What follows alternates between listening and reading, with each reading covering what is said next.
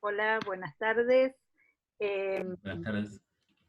Estamos aquí con Ezequiel para presentar en esta oportunidad a una pensadora que forma parte de nuestro programa. Se trata de Marguerite Porret o Margarita Porret, que, como ustedes sabrán, fue conocida por un hecho bastante luctuoso, y es que ella y el libro que escribió terminaron en la hoguera en el año 1310.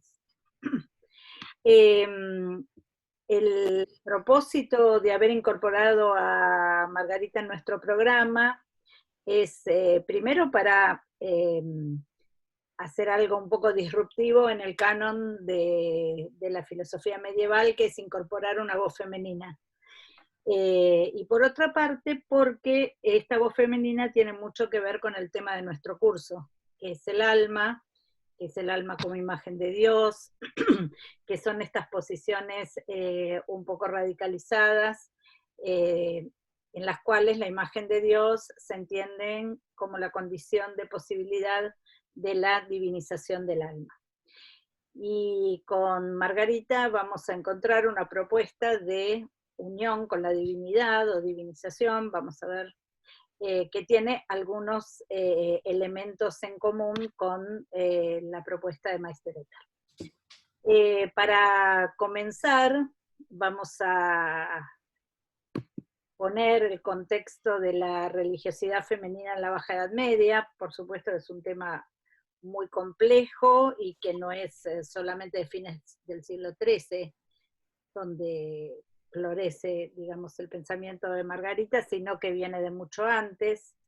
De hecho, en el siglo XII empezaron a proliferar los conventos de mujeres, y ya en el siglo XIII todas las grandes órdenes, los cistercienses, los dominicos, los franciscanos con las clarisas, tenían su versión femenina, digamos. Pero hay un tipo de religiosidad femenina que se dio un poco por fuera de los claustros de las órdenes y que tiene que ver con formas de vida novedosas en la Baja Edad Media. Eh, unas de esas mujeres eran unas mujeres que se encerraban en, en pequeñas chozas en medio de las ciudades, se Las las llamaban reclusas. las reclusas, exacto, no me acordaba el nombre, las reclusas, que vivían un poco de la mendicidad, que trataban de purgar una especie de pecado o el pecado del mundo, haciendo esa vida un poco apartada del mundo del burgo. Y A otra, veces a veces se encerraban con los sirvientes también. Se hacían levantar paredes sin puertas, con un agujerito para que les pasaran comida, pero a veces se encerraban con ellas a sus sirvientes, pobres. mira, eso no lo sabía. Eh, y otras, que son las que nos ocupan, son las beguinas. Las beguinas son mujeres que elegían vivir en comunidad. Esas comunidades se llamaban beguinatos. Los primeros beguinatos creo que son de fines del siglo XII, Ezequiel, ¿sí? Creo que sí, no, en realidad me parece que, bueno, sí, puede ser. Me parece que no, no, me parece que los beguinatos surgen más hacia mitad del siglo XIII, y justamente cuando surgen los beguinatos es cuando empieza como a cambiar la opinión o la lectura que tiene la iglesia respecto de estas beguinas. O sea, porque los beguinatos representan una tierra, en concreto un bien, digamos, y cuando empiezan a tener esos territorios, ahí esto empieza a coincidir con el momento en que la iglesia empieza como de alguna manera, perseguirlas, hasta que esa persecución se vuelve un poco más violenta. Bien. En principio se diferencian de una orden religiosa porque no tienen una regla determinada o se dan su propia regla, cada comunidad se daba su propia regla. Por otra parte, podían salir, digamos, de la vida comunitaria, muchas beguinas trabajaban, podían tener posesiones. Se decía que un origen posible de los beguinatos eran las viudas de los cruzados, que se quedaban con sus posesiones y como no querían entrar en un convento que las obligaba a dejar esas posesiones, entonces elegían este tipo de vida comunitaria. Bueno, los dominicos en ese sentido siempre tuvieron como una visión bien práctica, y viste que siempre aparecen, hay documentos, tenemos documentos de maestros dominicos que lo que hacen es siempre oficiar como de testigos que alguna mujer dona sus bienes. Por ejemplo, tenemos testimonios así de Eckhart, de Bertoldo de Moxburg, y esto no es casual porque la orden dominica era una orden que estaba en buenos términos con las clases sociales altas. Entonces, cuando una mujer quería donar sus bienes, muchas veces elegía a los dominicos, no a los franciscanos. Bien, bien. Y también los dominicos tuvieron relación directa con las beguinas y con los beguinatos, porque las beguinas estuvieron muy cerca de la orden de los predicadores. Y un ejemplo de eso es Eckhart, el propio Eckhart, que cuando vuelve de su segunda estadía parisina, en 1313, ya muerta Marguerite,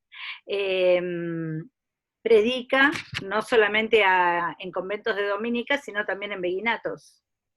Sí. Más que en este tiempo ya estaban cuestionados si había una beguina precisamente que había sido condenada a la hoguera como Margarita. ¿Por qué sabemos que era beguina? Porque en la condenación de 1310, es decir, la condenación que la lleva a la hoguera, se dice que padeció en la hoguera una beguina que además era clériga. Esto es interesante porque en realidad las beguinas no se las llamaba clérigas. Se cree que se le dice clériga en ese caso como un sinónimo de letrada, alguien que tenía formación en la Sagrada Escritura, formación en la doctrina, y en el libro de Margarita se ve muy claramente que es una persona formada, no solamente una beguina que se dedicaba al trabajo manual, porque muchas de ellas se dedicaban al trabajo manual, sino que tenía, digamos, una cierta formación intelectual. Bueno, también está, respecto del texto de la condena, también es discutido en qué sentido se le dice así a ella beguina, porque También. aparentemente este término era un término que cubría una alta, digamos, gama de fenómenos. De hecho, la misma Margarita dice en el texto que las beguinas seguramente no van a aceptar lo que ella dice, o sea, ella no se presenta como una beguina, y es muy probable que en el texto de la condena eso, digamos, sea una manera de bajar línea, digamos, el hecho de que se diga que ella es beguina. Lo mismo que yo, que si en el año 77 se decía que alguien era subversivo. Entonces es muy probable que ese término esté puesto ahí simplemente para montar una operación política, digamos. Sí, muy probablemente, porque en realidad no sabemos si vivía en un beguinato o no, si era una beguina. El antecedente es el primer proceso que se le hace a su libro, El espejo de las almas simples, que tiene una condena en el año 1306 y que es quemado, su libro, en la plaza pública de Valenciennes, y ella es, digamos, condenada al silencio y a que su libro no circule. Ella se defiende de ese proceso y busca apoyo. Lo que tenemos acá en la placa es algo que está como en el epílogo del Espejo de las Almas Simples, en esta edición que tenemos al menos en español, donde ella refleja de alguna manera el apoyo que buscó en ese periodo entre la primera condena de 1306 y su condena definitiva en el año 1310. ¿Te parece que leamos ese texto? Sí, yo lo leo. Dale. Hubo muchos clérigos que leyeron este libro. El primero de ellos fue un fraile menor de gran renombre, vida y santidad, al que llamaban Fray Juan. Este fraile dijo que este libro había sido hecho verdaderamente por el Espíritu Santo, y que si todos los clérigos del mundo lo oyeran, suponiendo que lo entendieran, no sabrían contradecirlo en nada. Y rogó en nombre de Dios que fuera bien custodiado y lo vieran pocos. Y dijo también que era tan elevado que él mismo no alcanzaba a entenderlo. Luego lo vio y lo leyó un monje cisterciense llamado Don Franco Chantre, de la abadía de Villiers, y dijo que de acuerdo con las escrituras, cuanto este libro dice es verdad. Luego lo leyó un maestro en teología llamado maestro Godofredo de Fontaine, igual que los otros, no dijo nada malo del libro. Si bien dijo que no era conveniente que muchos lo conocieran, de todas formas dijo que el alma no puede alcanzar la vida divina o el divino modo de ser hasta que alcance el camino que este libro describe. Bien. Bueno, acá parece que hay 3 testimonios. Hay una versión de que este primer Fray Juan es de un sescoto, pero parece Sí. que no sé cuánto tiene de cierto eso. De hecho, era un Esto es parecido a lo que dice Nicolás de Cusa, ¿no? En la apología, cuando dice, bueno, estos textos no tienen que estar puestos, digamos, no tienen que ser llegar, leídos por sí, todos. no tienen que ser vistos por todos. Bueno, es un poco siempre también lo dice la teología mística de Dionisio, Claro. que este texto no lo escuchen los profanos, porque no lo van a entender. Godofredo de Fontaine, que era maestro de teología en París, está vinculado a la primera recepción del pensamiento de Proclo, porque Exactamente. tenemos varios manuscritos copiados por él, y uno de esos manuscritos, una de las cosas que él copió, su puño y letra, es un comentario anónimo al Liber de Causis, donde se lo cita a Proclo. Interesante. Entonces, Margarita sabía bien a quién darle a leer el libro, digamos, para recibir el apoyo. Con todo, este apoyo no alcanzó, la condena llegó y el 1 de junio, creo, del año 1310, fue condenada esta beguina y su libro. Lo que puse aquí en esta placa es un libro y su autora, Los caminos que se bifurcan, y esto tiene que ver con el destino del libro, porque este libro, que está escrito en lengua vulgar, su nombre es no sé si, como estamos nosotros en la pantalla, ahí está, El Sí. espejo de las almas simples anonadadas, y que solamente se Desean permanecer en el desea querer y en el permanecer deseo en del el amor. querer y en el deseo del amor, Sobre exactamente. este título hay una discusión, que en realidad el título sería hasta anonadado, porque lo que sigue contradice lo anterior. Bueno, Este, eso es interesante para lo que vamos a ver después, si lo contradice o no lo contradice. Porque, bueno, hay maneras de permanecer en el deseo y en el querer del amor. Ahora vamos a ver. Pero es bien interesante. De hecho, la mayoría de las ediciones del texto se quedan hasta ahí, hasta Añetí, digamos, El espejo de las almas simples, anonadadas, y la versión castellana directamente pone El espejo de las almas simples, tucur, digamos, hasta ahí. Lo cierto es que ya tenemos un elemento en común con Eckhart, que es el escrito en lengua vulgar.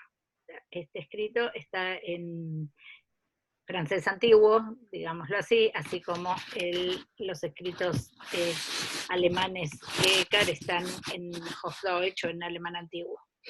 Pues bien, ¿por qué decimos la autora y su libro? Porque en realidad, a pesar de que la autora y el libro fueron quemados juntos, el libro luego circuló durante muchos siglos como un libro anónimo o bien atribuido a algunos autores, nunca con el nombre de Margarita, y recién casi a mediados del siglo XX, una investigadora reunió aquella beguina quemada en 1310 con este libro que había circulado por siglos, que es El espejo de las almas simples. Entonces, recién en la edición crítica, que creo que es de 1946, de esta obra, se reúnen la autora y el texto nuevamente. El texto circuló en una gran cantidad de manuscritos. De hecho, no sé si esto tiene asidero, pero había una hipótesis de que la propia Margarita era una copista y que ella misma copió varias versiones de su obra, porque hay muchos manuscritos que pertenecen a un mismo tiempo, ¿no? Y después, obviamente, hubo traducciones, traducción de la lengua búlgara al latín, y después hubo traducción al inglés, traducción al italiano, a diversas lenguas. ¿Qué pasa con la posibilidad de que Écar haya conocido o no este texto? Y aquí, bueno, no puedo decir lo mínimo, que es que, como sabemos, Écar tuvo 2 estadías en París, una entre 1302 y 1303, de donde son esas famosas cuestiones parisinas, y luego volvió hacia 1310, 1311, 11, ¿no? Ezequiel. Sí, del 11 al 13. Del 11 al 13. Y se quedó en el mismo lugar donde ella había estado presa. Exactamente. Entonces, si no lo conoció en la primera estadía, es improbable que no haya sabido de este libro, por lo cual habían quemado una mujer en París en 1310, o sea, un año antes. Es poco probable que no lo haya conocido. Después, por supuesto, hay muchos estudios sobre semejanzas entre los sermones, sobre todo sermones alemanes que Écar escribió después de su segunda estadía en París, cuando precisamente volvió a Estrasburgo y empezó a predicar en Beguinatos, y donde se suceden en esos sermones las imágenes referidas a la mística femenina, incluso la mujer es como una especie de paradigma de la auténtica vida espiritual, digamos, y hay muchas de las imágenes que propone y de doctrinas que propone Margarita en su texto que aparecen en los textos, en los sermones alemanes de Écar. Con todo, digamos, la postura de Sturlese, que ya fue traída, o la intención de Sturlese, así como de Flash y otros, es de tratar de separar a Écar del movimiento de las beguinas, en el sentido de que entienden que este movimiento es un movimiento de pensamiento místico, en el sentido espantoso que ellos le dan a místico. Bueno, y esto es interesante porque es lo primero que vamos a plantear. En el prólogo aparece el objetivo del texto. Y el objetivo del texto es proponer 7 estadios de ascenso, y en estos estadios somos elevados por la gracia a la unión con la divinidad, entendida como una especie de identidad. Ya esto lo vamos a ver con un poquito más de detalle. Lo cierto es que, sobre todo en el comienzo de la obra, lo primero que quiero decir es esto. La obra para mí es extremadamente difícil. Lo hablamos con Ezequiel antes de comenzar esta clase conjunta, y es la razón por la que, por lo menos para mí, la doy conjuntamente con Ezequiel, porque me resulta un texto extremadamente difícil de aprender, digamos. El comienzo del texto está plagado de imágenes que provienen de la mística del amor cortés, digamos. Imágenes que tienen que ver con los amantes, con esta mística que parece más bien afectiva que especulativa, en tanto es como una especie de fuego que reúne a los amantes, etc. Y de hecho, este primer texto, yo sé que ahora todo lo que voy a decir Ezequiel va a contradecirlo o a presentar otra opinión, pero para eso hacemos esto. este primer texto que dice, el alma tocada por Dios, despojada del pecado, en, reduzco esto, en el primer estado de gracia, es elevada por gracia divina hasta el séptimo estado. En él tiene la plenitud de su perfección por la divina fruición en el país de la vida. Y más adelante, donde hace hablar a uno de los personajes, que es el amor, dice, vosotros, los activos y contemplativos, y quizá anonadados por amor verdadero, vosotros que oiréis de algunas de las potencias del puro amor, del noble amor, del alto amor del alma liberada, y de cómo el Espíritu Santo ha desplegado en ella su vela como en su nave, os ruego por amor, dice amor, que escuchéis con gran estudio de vuestro sutil entendimiento interior y con gran diligencia, pues de lo contrario, cuantos oigan entenderán mal si no son ellos mismos eso mismo.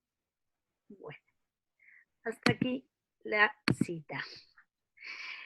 ¿Por qué decía que, perdón, la relación con el amor cortés, el alma tocada por Dios, esta cosa, primero el movimiento siempre viene de Dios y eso está bien, ¿no? Es el movimiento de la gracia.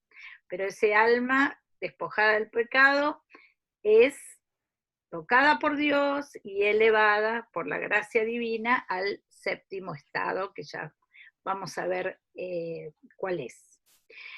Y en el siguiente parece, y ahora también te lo pregunto a vos, Ezequiel, ¿cómo lo entendés? Hablar de 3 clases de personas que están como en la vida después de haber abandonado el pecado. Los activos, los contemplativos y los anonadados. Entonces, los activos y los contemplativos nos hace recordar a Marta y a María, no en el sentido cartiano, sino en el sentido tradicional, ¿no? María como el ejemplo de la vida contemplativa, Marta como el ejemplo de la vida activa, ambas pueden llevar una vida en la gracia, digamos, alejadas del pecado, etc. Pero agrega un tercer tipo, que son los anonadados por amor verdadero, que parece ser como una instancia superior al activo y al contemplativo. Y ese anonadado es el que tiene el alma liberada. Ahora, todos ellos, las 3 clases, los activos, los contemplativos y los anonadados, deberían escuchar esto que Margarita va a escribir, recordemos que estamos en el prólogo, con un entendimiento y una voluntad, porque esa diligencia la entiendo como algo propio de la voluntad, como un entendimiento y una voluntad interior. Pero solo entenderán si son ellos mismos aquello que ha de entenderse. ¿Cómo entendés vos este último pasaje que acabamos de leer? Me hace pensar en un contraste con Eckhart, ¿no? De que Eckhart siempre dice, si no entienden esto, no importa. Acá es como todo lo contrario, si no entendés esto, importa. Me hace pensar como en otro nivel de exigencia. También pensaba que si hay un tercer tipo, es que de alguna manera también acá, en un punto como en Eckhart, se supera la oposición entre acción y contemplación, ¿no? Como que hay una tercera instancia. Exacto. Y el tema es, esto también, por otra parte, que esto lo dice alguien, no me acuerdo quién, hace el libro tan difícil, porque en algunas partes les habla a unos Sí. de determinada manera, en otra parte les habla a otros, y obviamente no anuncia cuando habla a quién, digamos. Entonces, eso hace que leer el libro también sea muy difícil, como vos dijiste. Uh-huh. ¿Y Ahora, sí, qué perdón. representa el libro en realidad? O sea, ¿qué tiene ella para ofrecer a alguien? Es como de alguna manera, hasta qué punto esto no es circular, ¿no? O sea, ¿qué tiene ella para ofrecer a alguien que ya sabe lo que ella tiene para ofrecer? ¿no? Porque si uno no sabe o no es aquello de lo que ella viene a hablar, no va a entender el libro. Pero No. si ya es aquello de lo que ella viene a hablar, ¿para qué va a leer el libro? Bueno, vamos a dejar ese punto abierto y lo retomamos hacia el final. A ver. eh, Y la otra cosita que yo quería decir sí, finalmente es también uno podría cuestionarse esta oposición entre mística amorosa y mística especulativa. O sea, estamos como presos también de categorías que se usan historiográficamente y que están muy bien, porque evidentemente hay una corriente mística amorosa o devocional, ¿no? O también se la llama nupcial, ¿no? Que proviene de cierta interpretación del libro del Cantar de los Cantares, y ahí hay autores como Orígenes y Bernardo de Clairvaux, y que además toman como fuentes todo un caudal de fuentes con el que nosotros no nos sentimos cómodos, que es la literatura Cortés, ¿no? Que no es la mística Cortés, digamos, ¿no? Donde se hablan de cosas más o menos terrenales, digamos. Y versus la mística especulativa. Pero uno podría decir, bueno, pero en otros momentos del pensamiento no fue así, qué sé yo. Si pienso en el banquete de Platón, ahí hay una dialéctica. Y se está hablando de la dialéctica, de la erótica dialéctica de Platón. Entonces también uno podría como replantearse estas categorías y pensarlas desde otro lugar. Si no hay un movimiento sí, en Margarita, sí. a Mira, pesar de... no estoy tan de acuerdo, no estoy tan de acuerdo con el hecho de que es solamente una categoría historiográfica. Porque a comienzo del siglo XV hubo una gran polémica acerca de la interpretación de Dionisio, de la teología mística de Dionisio, si la vía de la teología mística de Dionisio era afectiva o especulativa, digamos, si era afectiva o intelectual, digamos. Entonces, Sí, quiero decir, no es solamente una categoría historiográfica, sino que son discusiones que se llevaban a cabo en este tiempo también. sí, pero yo lo digo en el sentido de que, por ejemplo, se supone que la famosa cuestión parisina de Descartes, a la que vos hiciste referencia, la del intelecto, Sí, es una cuestión presentada en contra de un maestro franciscano que hablaba del intelecto como voluntad, como amor, ¿no? O sí. sea, el intelecto a la voluntad. Eckhart responde al intelecto, el otro respondía a la voluntad. Pero hay textos de Eckhart donde se habla de la voluntad. ¿No? Digo, entonces, en ese sentido, digo, son categorías que, justamente por ser categorías, muy probablemente o no tienen por qué cubrir exactamente todas las, uno corre el riesgo de podar las asperezas, digamos. Ninguna categoría encaja perfectamente en un lugar Mm. y cuando uno usa una categoría lo que está haciendo es generalizando, que es algo necesario para transmitir lo que uno dice, para hablar, si uno es historiador más, pero también hay que ser consciente de que es una categoría en ese sentido. Por más que haya gente que se haya reconocido de un lado o del otro históricamente, ¿no? En ese momento.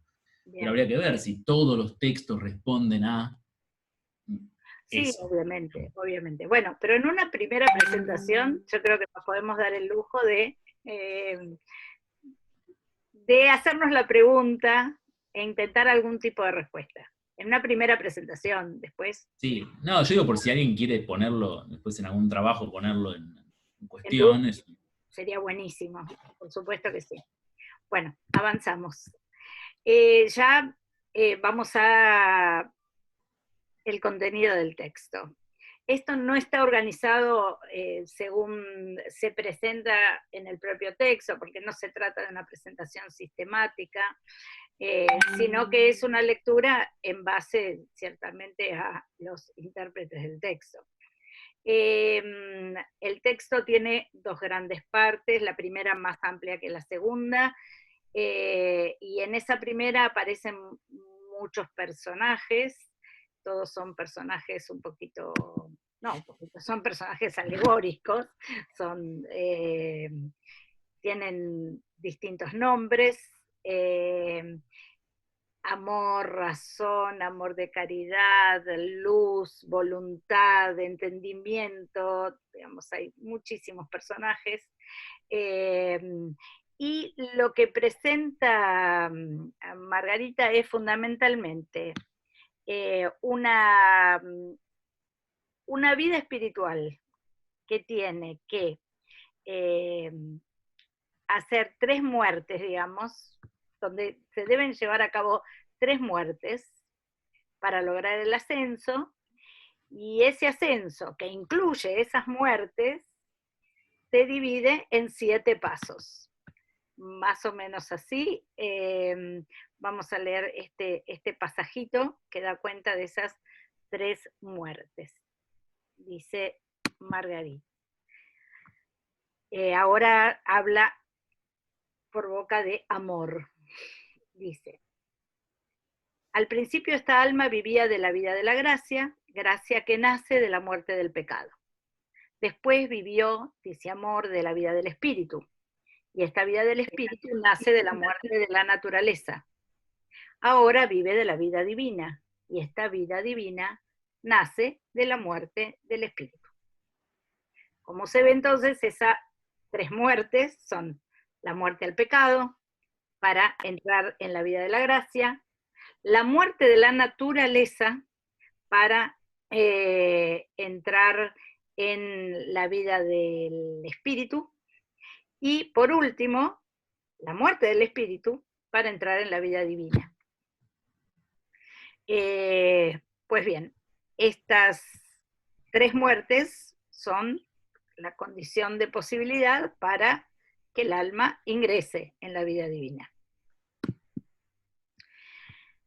2 de los personajes principales del texto son Razón y Amor. Ahí nos pude correr un poquito más. Y elijo Razón y Amor porque ocupan un lugar muy destacado entre los otros personajes, y además porque Razón y Amor tienen que ver con las muertes, con estas 3 muertes de las que habla Margarita, y también tienen que ver con las distintas instancias del ascenso en 7 etapas. Una cosita que quiero claro. aclarar, que es por ahí una tontería, pero es algo sobre lo que a mí por lo menos me cambió un poco la comprensión general, que es que la palabra amor en francés antiguo es femenina. Qué interesante. Ajá. Bueno. Entonces, por eso es que el texto habla de dama amor. Ok. Y la palabra razón también. La palabra razón también. Entonces es como si estuviéramos hablando, fuera un diálogo entre 2 personajes femeninos, alegóricos, pero femeninos. No es que amor es masculino. Entiendo. ¿Podés leer el texto? Sí. Por Dios, dice Razón. ¿Qué quiere decir eso? Amor. A esto respondo, Razón, como ya dije antes y lo repito una vez más, que ni todos los maestros de las ciencias de la naturaleza, ni todos los maestros de la escritura, ni todos cuantos permanecen en el amor y obediencia a las virtudes, lo entienden ni lo entenderán como hay que entenderlo. Bueno. Ahí aparece por boca de Amor una vinculación que en el texto me parece importante, que es la vinculación entre la razón y las virtudes. Como si las virtudes fueran parte del ámbito de la razón y no del amor. Y esas virtudes deben ser superadas por el amor. A propósito de esto, hay un poema en el texto que es el poema sobre la caída de la virtud para dar paso al amor. Es interesante porque uno de los personajes de Margarita en el texto se llama la Santa Iglesia Pequeña, que está opuesta a la Santa Iglesia Grande. La Santa Iglesia Pequeña, para Margarita, es la iglesia de la razón regida por las virtudes. la Santa Iglesia Grande es aquella, no solo regida por el amor, sino que de un amor que da paso al anonadamiento. Entonces vamos a ver cómo es ese camino de una vida que ya salió del pecado, que vive en la gracia, y solo porque vive en la gracia puede practicar las virtudes, pero cómo esa práctica de las virtudes debe ser superada por el amor y, más allá del amor, por el anonadamiento. Leemos el poema. Virtudes, me despido de vosotras para siempre. Tendré el corazón más libre y más alegre. Serviros es demasiado costoso, lo sé bien. Puse en otro tiempo mi corazón en vosotras, sin reservas. Era vuestra, lo sabéis, a vosotros por completo abandonado. Era entonces vuestra sierva, ahora me he liberado. Es maravilla que haya escapado con vida. Pero, como es así, poco importa ya. Me he separado de vosotras. Doy por ello las gracias al Dios de las alturas. El día me es favorable. Me he alejado de vuestros peligros en los que me hallaba con gran contrariedad. Nunca fui libre hasta que me desabecé de vosotras, hasta que partí lejos de vuestros peligros y permanecí en paz. Bueno, esta fue una de las razones que aparecían en la condenación de Margarita, que ella rechazaba el ejercicio de las virtudes. Y aparentemente ella responde a esto, que no es que rechazara el ejercicio de las virtudes, sino que superaba el ejercicio de las virtudes por el amor, lo cual es de un espíritu evangélico a rajatabla, digamos, ¿no? La superación de la ley por el amor. Esto también la vincula a Eckhart, en el sentido de que, como vos decís, forma parte de la condena, pero porque inmediatamente asocian este modo de pensamiento, o la asocian a ella, no solo con las beguinas, sino con esta herejía que la verdad ya que mucha gente ni sabe si existió o si fue simplemente una construcción de la iglesia, que es la herejía del espíritu libre, los hermanos del espíritu libre. Sí. Y a Eckhart también lo acusaron, digamos, de alguna manera de tener relación con esa herejía. Y la idea es esta, es la de que, bueno, es como la idea de, ¿cómo es la frase esta de Agustín? Ama y lo demás no importa, y lo demás no importa, ¿no? Y haz lo que quieras. Claro, ama y haz lo que quieras. Entonces es como, bueno, finalmente la persona anonadada, la persona libre de espíritu, puede hacer lo que quiera sin preocuparse por lo que está bien y lo que está mal. Ese sería. Y obviamente entonces ahí eh, los peligros que se advertían son los de siempre, de los de rigor en toda herejía, ¿no? Peligros de orden sexual y otras cosas. Entre otros. Sí. Bien.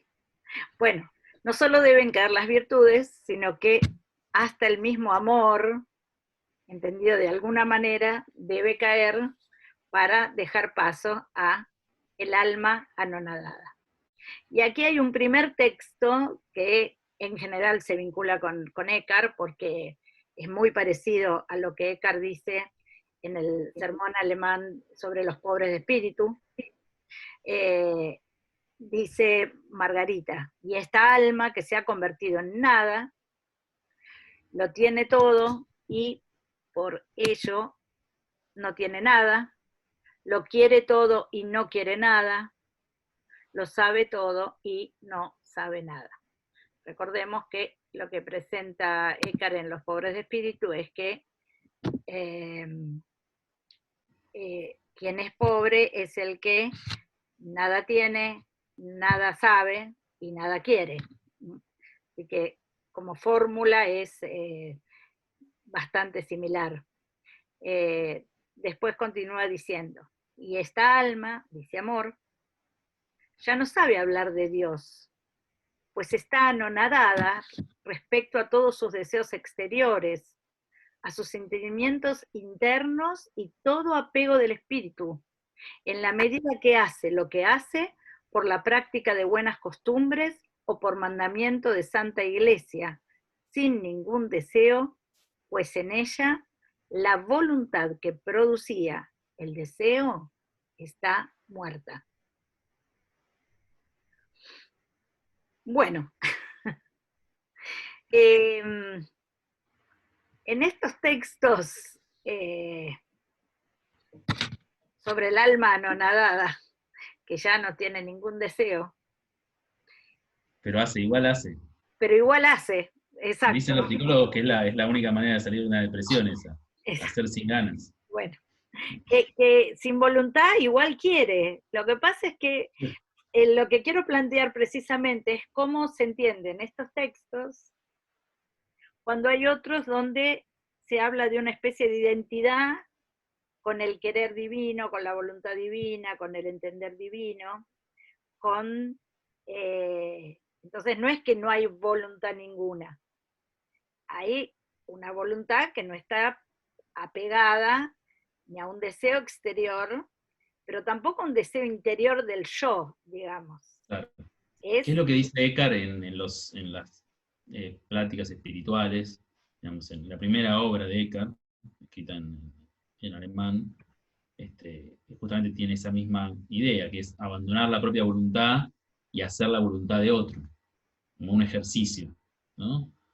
Eckhart lo plantea como un ejercicio al interior mismo de las órdenes, o sea, hacer la voluntad de otro para ejercitarse en dejarse de lado, pero sobre todo porque en realidad la cuestión no es hacer la voluntad de otro, de un superior, en última instancia, sino hacer la voluntad de Dios. Exacto. Y la voluntad de Dios no es una voluntad que quiera un esto. Un poco para relacionarlo con lo que hemos visto de Eckhart.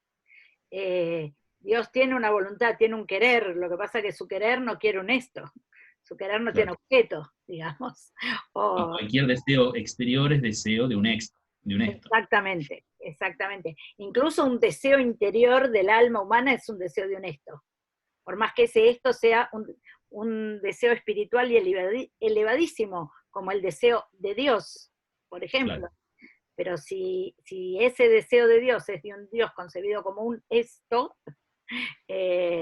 no es el deseo que el alma anonadada debe desear, que es el deseo... Quizás por eso dice, ya no sabe hablar de Dios. Exacto, ya no sabe hablar de Dios.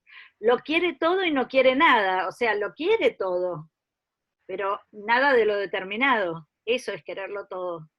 Lo sabe todo y no sabe nada determinadamente. Lo tiene todo, pero nada de lo que es honesto. Digo, para relacionarlo un poco con lo que hemos visto de la metafísica de Eckhart. Sí. Creo que esto lo podemos entender en un mismo sentido. Sí, la gran pregunta sería si llegan meramente a las mismas conclusiones, o incluso si en el caso de Eckhart esas son conclusiones, y en el caso de Margarita no son conclusiones, o sea, no son el final de un razonamiento o de un sistema de pensamiento, esa sería la gran pregunta, ¿no? Bueno, o sea, esa si pregunta uno puede advertir que esto es el final de un discurso racional, ¿no? A lo que apunta hacia esto finalmente, ¿no? Sí, sobre eso pretendemos invitar a la reflexión, por lo menos hasta el final de esta presentación. Bueno, y acá vienen los famosos 7 estados, el texto está para ser leído, el de los 7 estados, está en nuestra selección del espejo. No porque nos interese, digamos, las especificaciones de cada uno de los estados, pero sí lo que interesa es que los estados son, primero, descritos como modos de ser. Esto ya me pareció interesante. O sea, cada estado es un modo de ser del alma. Entonces, este estatus tiene como un sentido fuerte. No... Sí, la gran pregunta sería la misma acá, me parece, es que uno podría leerlo como, después si lo leen, cuando lean todos los estados en el texto, preguntarse si hay una lógica, digamos, un camino en que necesariamente para llegar al camino 4 hay que pasar por el 3, si hay una especie de lógica, o si funciona más bien como las esferas de Kierkegaard, o sea, que son, uno puede pasar de una a otra, digamos, y es totalmente arbitrario, digamos, no hay una lógica, Bueno, ¿no? es una linda propuesta para la lectura, que vean eso. Lo que les podemos decir como para guiarlos en esa lectura es que cuando uno comienza el camino ya es un alma que ha muerto al pecado, o sea, la primera muerte ya está, porque si no, no podemos ni empezar, digamos. O sea, la primera muerte ya está. Y después hay unas etapas que resultan el tránsito de la razón, que es el imperio de las virtudes, digámoslo de esa manera, al amor. Ese tránsito se da entre la etapa cuarta y la quinta. En la etapa quinta comenzaría el amor, que es, bien entendido, ya el alma no nadada. Entonces, en esa quinta etapa ya empieza el alma anonadada, que se continúa muy especialmente en la sexta, y vamos a ver qué pasa con la séptima. Leemos el texto y lo retomamos. ¿Querés leer ese? He prometido, dice esta alma, desde que amor me hizo presa, que diría algo acerca de los 7 estados que llamamos modos de ser, pues lo son. Son como peldaños por los que se asciende del valle a la cima de la montaña, que está tan solitaria que en ella no se ve más que a Dios. Y cada uno de estos peldaños se asienta en un estado. Bueno, acá me parece que responde un poco a lo que planteaban. No sé si son esferas que van por ahí, ¿eh? No, Sé que son no, peldaños de una escalera y no sé si podés saltar de a dos esos peldaños. parece ser, sí, claro, no se puede subir de a dos. No, no. Y el Eh, que sigue, que es interesante, porque sí. Entonces se halla el alma en el sexto estado liberada de todas las cosas, pura y clarificada, pero no glorificada. Pues la glorificación pertenece al séptimo estado en el que alcanzaremos la gloria, de la que nadie sabe hablar. Pero esta alma, así de pura y clarificada, no ve ni a Dios, ni a ella, sino que Dios se ve a sí mismo en ella, por ella y sin ella. Él, es decir, Dios, le muestra que no hay sino Él. Por ello no conoce nada el alma sino a Él, y no ama sino Él, ni alaba sino Él, pues no hay sino Él. bueno, este texto me interesaba muy, muy especialmente porque tiene que ver con el tema de nuestro curso. Me parece que es el que, donde me pareció más claramente que se vinculaba con lo que venimos viendo hasta aquí. Como les decíamos, en el quinto estadio empieza el alma anonadada, digamos, el imperio del amor, que bien entendido es el alma anonadada. Ahora bien, en este sexto no hay un estado permanente de alma anonadada, sino que es, una vez que, a ver si lo explico bien, si no, ayúdame, Ezequiel. Una vez que el alma está anonadada, logra cierto estado temporal, no permanente, en el que Dios se refleja en ella, pero ese estado es eh, por completo temporal, es una especie de instante. En ese instante, el alma es espejo, espeja perfectamente lo que Dios es. Y es allí que lo vinculo con nuestro curso, que es el tema de la imagen. Hemos visto en Eckhart cómo el sentido de imagen, que primero y en sentido propio está en el verbo, pero que se traslada al hombre imagen de Dios, tiene que ver con eso, con la posibilidad de que del ejemplar perfecto fluya una imagen que lo refleja perfectamente. Creo que la imagen y el espejo en esto son idénticos. De hecho, el Hijo en la Trinidad, es espejo perfecto del Padre. En él el Padre se refleja perfectamente. Esta tiene que ser una doctrina que Margarita tuvo que conocer. Entonces hay un instante en que el alma, ya anonadada, ya en el estado anonadada, tiene esa posibilidad de reflejar, de que en ella se refleje completamente Dios. Ahí Dios le muestra que no hay más que Él, no hay más que Dios. Entonces el alma ya no es un otro de Dios, sino que es Dios mismo. Este sexto estado parece un estado que se alcanza in vía, digamos, aquí. Es como un instante, como una especie de éxtasis místico. En cambio, el séptimo estado ya se alcanza in patria, digamos, en la otra vida, que es el alma glorificada. Bueno, no sé si lo entendés de ese modo, Ezequiel. Sí, no, y también lo relaciono para relacionarlo también con el curso, lo relaciono con esta otra idea de que el ser es Dios, o sea, que no hay otra cosa sino Dios. Exacto. Uno podría decir que esta es como una traducción en otros términos, digamos, bueno, en otros términos, pero lo último, si lo leyéramos en un sermón de Eckhart, no nos sorprendería. No, Digamos, absolutamente. las últimas 3-4 líneas las Absolutamente. podríamos leer en un sermón de Eckhart y las aceptaríamos como de Eckhart. Totalmente. Y también se me ocurría ponerlo en relación con el comienzo del libro, o sea, con ese pequeño prólogo, ¿no? Donde se dice que esta mujer hizo este retrato, ¿no? De su amado, ¿no? Que es el libro, para de alguna manera tenerlo, ¿no? Tenerlo cerca. Y acá, digamos, el final es que ella termina siendo ese retrato, ¿no? Y en ese sentido es como que el libro mismo, es como una especie de tránsito a uno mismo, una misma, devenir libro, devenir espejo, O que sea, creo que es lo que vos de alguna manera estás diciendo. sí, sí, o sea, el libro espeja a Margarita, una Margarita que pretende espejar la divinidad, ser espejo de la divinidad. Entonces,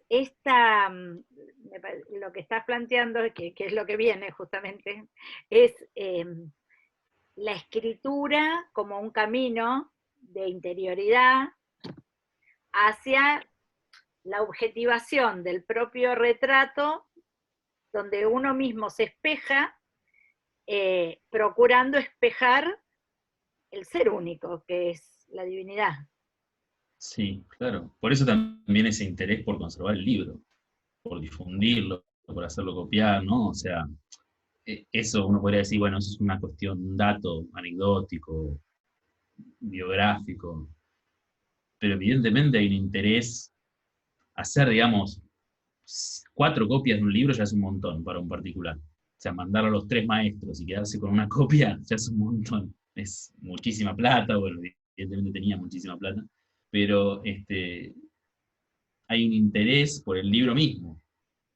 O sea, porque ese libro, por lo que ese libro representa, no sé, hay una cuestión ahí. Yo elegí algunos pasajitos donde Margarita habla de su experiencia como escritora y que me parece que un poco eh, refleja esto que estamos diciendo. ¿Querés leer? Hubo una vez una criatura mendicante que por largo tiempo buscó a Dios en criatura, y nada encontró sino que permaneció hambrienta de lo que mendigaba. Y cuando vio que no encontraba nada, se puso a pensar, y su pensamiento le dijo que fuera a buscar lo que reclamaba en el fondo nodal del entendimiento de la pureza de su supremo pensar. Y allí fue a buscarlo esta mendicante criatura y pensó que escribiría sobre Dios. Y así escribió esta mendicante lo que estáis oyendo. Quiso que sus prójimos encontrasen a Dios en ella a través de sus escritos y sus palabras. Y haciendo esto, diciendo esto y queriendo esto, seguía, sabedlo, mendigando y presa de sí misma. Porque quería actuar así, se veía reducida a mendigar. Es extraordinario este ¿Sí? texto. Es Es increíble. Sí. extraordinario porque La verdad que uno piensa en Agustín primero, buscaba en las criaturas y me volví a mí mismo. Después pensás en Eckhart, necesariamente, porque fue ahí, al pensar puro, el alma nodal es como una especie de inteligere puro que está ahí en el fondo. Y uno ahí se replantea esta categoría de mística amorosa, ¿no? Totalmente, ya acá es especulación pura. Y ahí todavía con el pensamiento de escribir un libro y de pensar un libro y querer un libro y tener esa necesidad de un objeto eh, exterior, digamos, eh, la mendicidad no cesa porque, a Porque sigue ver, habiendo un esto. porque sigue habiendo un esto. De modo que, si bien la escritura es un ejercicio espiritual, el título se lo puse yo, digamos, pensando en los ejercicios espirituales de Pierre Hadot, o sea, no solamente todo lo que dice que tiene que hacer el alma para ascender es un ejercicio espiritual, sino que la escritura está pensada como ejercicio espiritual, aún para advertir que cuando se escribe sobre Dios, que puede ser muy útil por el texto que vamos a ver ahora, porque eh, ella le quiere decir al prójimo esto sobre Dios, incluso decir que hay que anonadar el alma, digamos, o que hay que ser un alma anonadada, incluso cuando se dice esto, no se pierde la condición de mendigo, justamente porque un libro sigue siendo un esto determinado. Entonces hay como una especie de tensión, ¿no? Entre una escritura que libera, que va hacia el camino, hacia el país de la libertad, como dice Margarita, eh, pero que por su carácter mismo no puede liberar del todo. Eh, y el texto que sigue dice, he dicho, dice esta alma, este es un texto de más adelante, que amor lo hizo escribir, no lo escribí yo, amor lo hizo escribir por ciencia humana y por querer transformar mi entendimiento que me ponía obstáculos, como se muestra en este libro, pues amor lo ha hecho despojando mi espíritu a través de los tres medios de los que hemos hablado. La referencia aparece en las tres muertes, esos son los tres medios de que hemos hablado. Entonces, amor me hizo escribir este libro y sacarme los obstáculos del medio. Recordemos que los obstáculos son el pecado, la naturaleza y el espíritu. Sí, y también uno podría decir que estos dos personajes, amor y razón, entonces son todas voces en ella, ¿no? Sin duda, claro, claro que sí, claro que sí. Bueno, nada, es un detalle significativo e importante, me parece, del texto, ¿no? La escritura como ejercicio de búsqueda de unión, como ejercicio interior que objetiva la interioridad y que de algún modo refleja lo que debe reflejar, pero en cuanto objeto, lo refleja siempre determinadamente, digamos. No sé si un libro, no sé, no, seguramente no, un libro, una palabra escrita o una palabra dicha, puede alcanzar el lugar de nada, porque siempre va a estar atrapado en los límites de su ser palabra, de su determinación. Con todo es una herramienta para el ascenso espiritual. Bueno, un texto más. Elegido, ya se van a dar cuenta por qué. Dice, ahora esta alma, y habla del alma anonadada, se halla en el ser primigenio que es su ser. Ha dejado tres y ha hecho de dos uno. Pero ¿cuándo existe esa unidad? La unidad existe cuando el alma regresa a aquella simple deidad que es un ser simple de desbordante fruición, en pleno saber, por encima del pensamiento.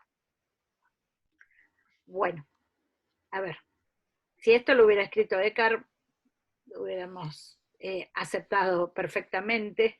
Hay un montón de elementos. Este ser primigenio que es su ser, el ser que se era cuando todavía no se es, como, como dice Margarita por ahí, y lo dice también Eckhart, ¿no? Este ser Sí, está en el, originario, que que es está en el mismo sermón de nada quiere, el hombre que nada quiere, nada tiene y nada exacto, de los sabe. pobres de espíritu, de los pobres de espíritu.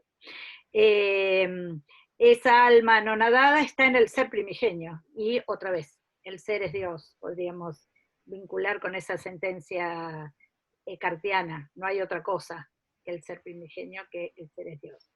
Ha dejado 3 y ha hecho de 2 1.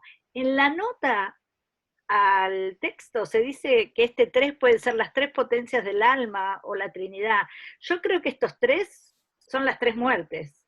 Realmente me permito interpretar Sí, que esos 3 que ha dejado son las 3 muertes, y que ha hecho de 2 1, de 2 naturalezas distintas, la naturaleza humana y la naturaleza divina, una misma y única naturaleza. sí. Y esa unidad existe cuando el alma regresa. Entonces acá hay un punto que parece no ofrecer la misma imagen del ascenso por los peldaños. Antes se ascendía por peldaños, y ahora hay una imagen del regreso, el regreso a la simple deidad, a ese ser simple. ¿Pero por qué te parece que se contradice con No, no me el... parece que se contradice, me parece que es como otra imagen. Ah, Y de hecho, porque ahora lo que quería poner para reflexionar sobre la relación entre Eckhart y Margarita es precisamente esa, y este texto me hace dudar, como vos decís, no, no todo es tan, tan lineal. Eh, Me parece que acá hay como un espíritu muy parecido al de Eckhart, en el sentido de regresar a, a ese punto cero, a la eternidad, a ese instante puro de la eternidad. sí. Y esto, ¿no? En pleno saber, por encima del entendimiento, ¿no? Del pensamiento, ¿no? Esa frase. Sí, además que, y esto tiene que ver con lo que hablábamos antes, podemos hablar de entender o de querer, de voluntad, de entendimiento en Dios. Por supuesto que podemos hablar, y Eckhart habla todo el tiempo, pero ¿en qué sentido? En un entender por encima del entender, un querer por encima del querer. ¿Y qué es el querer por encima del querer y el entender por encima del entender?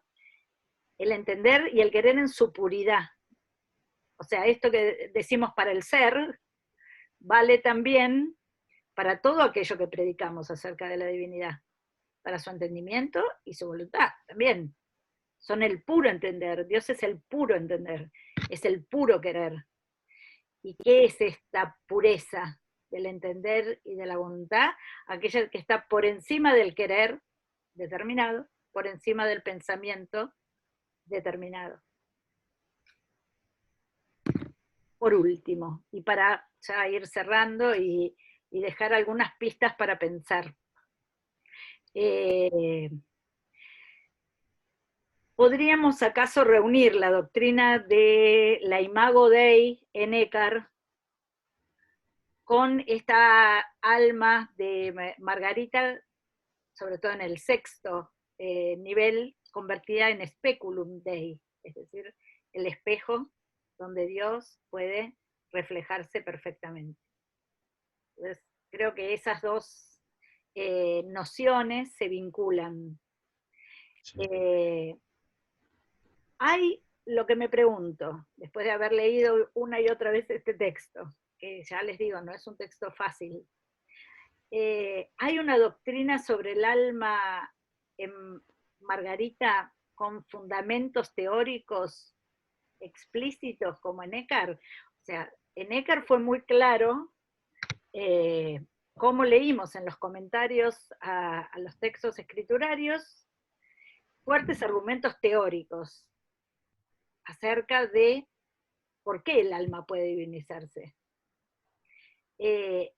Hay esos fundamentos teóricos en Margarita? ¿Están de manera explícita? Yo no los encontré, quizá estén implícitos. Sí, quizás tenga que ver también con nuestro desconocimiento de las fuentes que manejaba ella. Sí, Nosotros leemos muchas de las cosas que en Eckhart nos parecen explícitas, quizás lo sean porque estamos versados en cierta tradición, que es su tradición. sí, O pero sea, además Eckhart menciona sus fuentes, en muchos casos. sí, bueno, Margarita no. tiene que ver con el género que está escribiendo, ¿no? O sea, en los sermones él muchas veces no menciona sus fuentes. Es muy vago a veces en los sermones, ¿no? Pero por Y eso toda la obra latina, y me permito hacer esa distinción, porque creo que vale en este caso, sí, presenta esos fundamentos teóricos con argumentos racionales, con mención de fuente, sí, y eso es casi el entramado y la red sobre la cual reposa todo lo que dicen los sermones, sobre todo sí. los sermones alemanes. Esa red no la encuentro en Marguerite, quizá porque no lo conocemos, obviamente. Mm. Eh, Hay temas que son comunes, que es los que fuimos mencionando, el desapego, el deshacimiento, el anonadamiento, el vivir sin porqué, la pobreza de espíritu, el país de la libertad absoluta y plena. Todos estos elementos son comunes entre ambos. Y quizás no solo entre ellos, ¿no? Por supuesto que no, por supuesto que no. Son los límites de nuestro pequeño análisis. Y este punto, digamos, los dos en sus escritos, que son un pretendido ejercicio espiritual en ambos casos, van hacia un mismo objetivo, llegar a ser lo que se era cuando todavía no se era. A ese punto, ese fondo del alma increada, o donde el alma refleja perfectamente la divinidad de su imagen, su espejo, etcétera. Y yo preguntaba aquí, cuando armé esto, si eso para uno está en la cima y para otro está en el fondo. Eh, y, Antes si hablaba de en, fondo, ¿no? y si en Margarita eso es un relámpago que se da como una especie de éxtasis místico y que desaparece, en cambio Nécar puede ser un estado permanente, como es el de Marta en el sermón de Marta y María. Marta es el ser humano desasido, está completamente desasida y se dedica a la vida activa de manera completamente desasida. No es un rayo, es un estado permanente. Y sin embargo, una de las metáforas que tiene Eckhart para hablar de eso es la chispita. Sí, bueno, pero la chispa está siempre. La chispa está siempre. Hay que ir al fondo del alma y ahí está la chispa. Mm. Bueno, son pistas para pensar que les dejamos a quienes escuchen esta clase. Eh, Como ven, también nosotros tenemos muchísimas dudas sobre esto y esperamos haber al menos despertado el interés. ¿Quieres agregar algo más, Ezequiel? No, gracias, fue un placer. Bueno, entonces les deseamos mucha suerte con la lectura de los pasajes de Margarita que hemos seleccionado. Además está la excelente introducción de Garí, que es la introducción a la versión en castellano. Es realmente muy buena. Y bueno, nos vemos para consultas en la próxima clase. Gracias. Chao, Ezequiel. Nos Chao, vemos. hasta luego.